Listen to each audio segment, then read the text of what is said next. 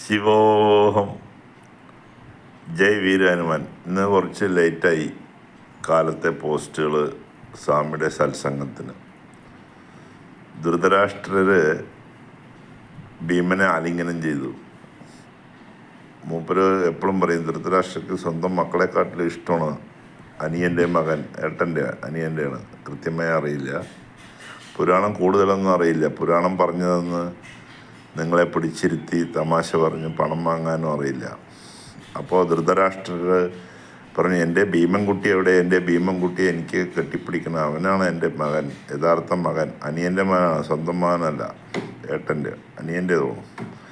എനിക്ക് എൻ്റെ ഭീമൻകുട്ടിയെ കെട്ടിപ്പിടിക്കണം. ഭീമൻകുട്ടി അപ്പോൾ നല്ല സ്നേഹം കാണിക്കണം. അപ്പോൾ ധർമ്മപുത്രർ പറഞ്ഞ ഭീമൻ്റെ, അപ്പോൾ ഭീമൻ പറഞ്ഞു, വലിയച്ഛനെ എന്നെ കെട്ടിപ്പിടിക്കണത്രേ, എന്നാൽ ഒന്ന് നിന്ന് കൊടുക്കുക, വലിയച്ഛനൊന്ന് കെട്ടിപ്പിടിച്ചോട്ടെ, പാവം സ്നേഹം കൊണ്ട് വലിയ ഒരാഗ്രഹമല്ലേ, കെട്ടിപ്പിടിച്ചോട്ടെ പറഞ്ഞു. ധർമ്മപുത്രൻ പറഞ്ഞു, നീ നിന്ന് കഴിഞ്ഞാൽ അയാൾ പിടിച്ചാൽ നീ പൊടിയാവും, എൻ്റെ ഭീമൻ്റെ ബോഡിയൊന്നും അയാളുടെ മുമ്പിൽ ഒന്നുമില്ല, കണ്ണ് കാണാത്തത് കൊണ്ടിരിക്കുകയാണ്, ദുഷ്ടനെ കണ്ണ് കൊടുക്കില്ല ദൈവം എന്ന് പണ്ടുള്ളവർ പറയില്ല, അത് ഇതിൽ നിന്ന് വന്നതാണ്. കണ്ണ് കാണാത്തതുകൊണ്ടിരിക്കുക, അല്ലെങ്കിൽ നിന്നെ ഇപ്പം തവിട് പൊടിയാണ്. ശരി, മൂപ്പർക്ക് ആഗ്രഹം ഉണ്ടെങ്കിൽ എൻ്റെ രൂപത്തിൽ ഒരു പ്രതിമ ഉണ്ടാക്കി വെച്ച് കൊടുക്കാമെന്ന് പറഞ്ഞു. അങ്ങനെ ഒരു പ്രതിമ ഉണ്ടാക്കുകയും അത് വെച്ച് കൊടുക്കുകയും ചെയ്തു. മൂപ്പര് എൻ്റെ ഭീമൻകുട്ടി പറഞ്ഞിട്ട് അത് കെട്ടിപ്പിടിച്ച് ഒറ്റപ്പെടുത്തത്തിന് അത് പൊടിഞ്ഞ് താഴെ വീണു. ഇത്തരത്തിലൊക്കെയാണ് മനുഷ്യ ചിലരുടെയൊക്കെ സ്നേഹം. അയ്യോ എൻ്റെ കുട്ടി എവിടെ, എൻ്റെ മുത്തേ എന്നൊക്കെ നിങ്ങളോട് പറയും. പക്ഷെ കിട്ടിക്കഴിഞ്ഞാൽ കെട്ടിപ്പിടിച്ച് പൊടിച്ചു കളയും. അത് നമുക്ക് തിരിച്ചറിയണം. അഭിനയിക്കും പല രീതിയിൽ. അങ്ങനെ വിവിധ തരം മനുഷ്യരല്ലേ, മനുഷ്യൻ വിവിധ തരം. അത് പറഞ്ഞിട്ട് നമുക്ക് ഒരാളോട് ശത്രുത വയ്ക്കാൻ പറ്റുമോ? ഇന്നലെ ഒരു ജഡ്ജിയുടെ, ഹൈക്കോർട്ട് ജഡ്ജിയാണ്, ചെറിയ ജഡ്ജി എന്നല്ല, ഹൈക്കോർട്ട് ജഡ്ജിയുടെ ഓൺലൈനിൽ കൂടെ 90 ലക്ഷമാണ് പോയത്. 90 ലക്ഷം. ഞാനിങ്ങനെ ആലോചിക്കണം, ഇയാളുടെ കയ്യിലൊക്കെ അല്ലേ നമ്മളെ പോലെ ഈ പാവപ്പെട്ടവൻ്റെ കേസുകളിൽ വിധിക്കാൻ തല കൊയ്യാനുള്ള അവകാശം ഇത്തരം ആളുകൾക്കാണല്ലോ കൊടുക്കുന്നത്. അപ്പോൾ അത്തരം ആളുടെ സെൻസ് വർക്ക് ചെയ്യുന്നത് ഇത്തരത്തിലാണ്. അപ്പോൾ ഇതുപോലുള്ള ആളുകളുടെ കയ്യിലാണ് നമ്മുടെ തല.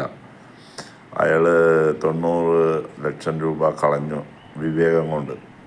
എന്നെ ഇതിനിടയ്ക്ക് ഒരു പെണ്ണ്, അറിയാത്ത ഒരു പെണ്ണ് കണ്ടു കഴിഞ്ഞാൽ നമ്മുടെ അമല പോളിനെ പോലെ ഇരിക്കും. സാധാരണഗതിയിൽ പലരും പല ഫാൾസ് പ്രൊഫൈലുകളായിട്ടാണ് വരാറ്. ഈ പെണ്ണ് വന്നത് ആദ്യം തന്നെ വരുമ്പോൾ നല്ല അടിപൊളി ഡ്രസ്സ്, പെൺകുട്ടി 10-25 വയസ്സായിരുന്നു. അവളുടെ കാറിൽ ഇങ്ങനെ വന്ന് ഇറങ്ങി ഒറിജിനലായിട്ട്, എ ഒന്നുമല്ല, ഒറിജിനൽ. അപ്പം ഞാൻ വെച്ചാൽ കൊള്ളാമല്ലോ, ഇങ്ങനെ എന്നെ ഇവൾക്ക് ഇഷ്ടപ്പെട്ടു. 60 വയസ്സായ എന്നോട് നിരന്തരം ചാറ്റിങ്, ഞാനും വീട്ടില്ല, ചാറ്റ് ചെയ്തു. അപ്പോൾ പറയും രാവിലെ എന്താ കഴിച്ച്, ഉച്ചയ്ക്ക് എന്താ കഴിച്ച്, ഇപ്പം എന്താ ചെയ്യണ്, ഇങ്ങനെ ഏതാണ്ട് 10-20 ദിവസം. അപ്പോൾ ഞാൻ പറഞ്ഞു, നല്ല സ്നേഹമുണ്ടല്ലോ കുട്ടിക്ക്, ഏത് രീതിയിലുള്ള സ്നേഹമായാലും കിടക്കട്ടെ. അപ്പോൾ ഇടയ്ക്കിടയ്ക്ക് വീഡിയോ കോളിൽ വരും, ഭക്ഷണം കഴിക്കുന്നത് കാണിക്കും. അവളിരിക്കണം എല്ലാം ഹൈഫൈ ലെവലിലാണ് ജീവിതം. ഹോട്ടൽ, വൈകുന്നേരം പാർക്കിൽ എല്ലാം കാണിക്കണം. അപ്പോൾ ഞാൻ വിചാരിച്ചു, എന്താണ് ഇത്ര എന്നോടൊരു മമത? ഇനിയിപ്പോൾ എന്തെങ്കിലും കാരണം വെച്ചാൽ എൻ്റെ സാമി പ്രൊഫൈലൊക്കെ കണ്ടിട്ടുള്ള മമത ആയിരിക്കുമോ എന്ന് വിചാരിച്ചിട്ട് ഞാനും നിരന്തരം ഇംഗ്ലീഷിലാണ് ചാറ്റും ഒക്കെ. ബംഗാളിലാണ് എന്ന് പറഞ്ഞു, കൽക്കട്ടയിലാണെന്നൊക്കെ പറഞ്ഞു. പിന്നെ അവൾ പറഞ്ഞു, എനിക്ക് ഓൺലൈനിൽ ഈ ക്ലോത്തിൻ്റെ ബിസിനസ്സാണ്. ശരി, അതിൽ എൻ്റെ റോൾ എന്താണാവോ എന്ന് ഞാനും വിചാരിച്ചു. പിന്നെയാണ്, നീ ഫോറക്സ് ബിസിനസ്സിൽ ചേരാൻ താല്പര്യമുണ്ടോ? ഒരു 10,000 രൂപ അയക്കാമോ?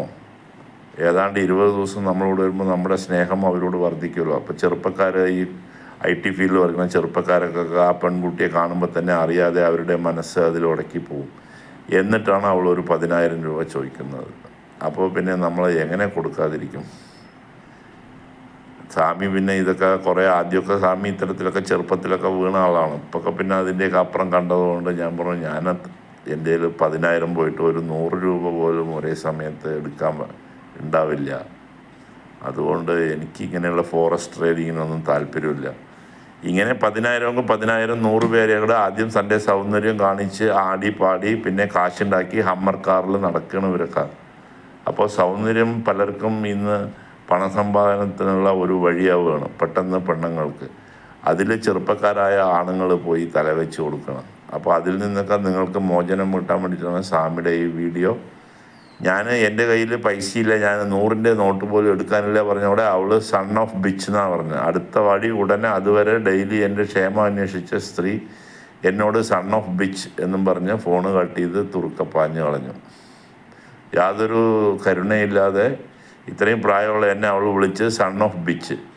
അപ്പോൾ ഞാൻ പറഞ്ഞു, നീയൊക്കെ മറ്റുള്ളവൻ്റെ ചോര കുടിച്ച് ജീവിച്ച് ലാസ്റ്റ് പുണ്ണും പുഴുവായിട്ട് ഒരു ദിവസം മരിക്കേണ്ടവളല്ലേ എന്ന് തിരിച്ച് ചോദിച്ചു. അത് കൊണ്ടിട്ടുണ്ടെങ്കിൽ കൊണ്ടോട്ടെ എന്ന് പറഞ്ഞ് ഞാൻ അവിടെ വെച്ച് ഫോണും വെച്ച് വന്നു. എങ്കിലും 20-25 ദിവസം ചാറ്റ് ചെയ്ത ചെറുപ്പക്കാരി ഇടയ്ക്കൊക്കെ മനസ്സിൽ കൂടെ വന്നു പോകുന്നുണ്ട് എന്നുള്ളത് സത്യം തന്നെ. അപ്പോൾ ഇത്തരത്തിലാണ് കാര്യങ്ങൾ. ചെറുപ്പക്കാർക്ക് വേണ്ടിയിട്ടാണ്. ചെറുപ്പക്കാരും ആൺകുട്ടികൾ IT-യിലൊക്കെ 50-60 ഒക്കെ കയ്യിൽ വരികയാണ്. അവർ ഉദ്ദേശിക്കാത്ത കാശ് അവരുടെ ചെറുപ്പത്തിൽ തന്നെ കിട്ടുമ്പോൾ അത് പല രീതിയിലും ദുരുപയോഗം ചെയ്യാതെ തൻ്റെ തന്തയ്ക്കും തള്ളയ്ക്കും കൊടുക്കണേ എന്ന് മാത്രം പ്രാർത്ഥിച്ചുകൊണ്ട് ഗുഡ് ബൈ.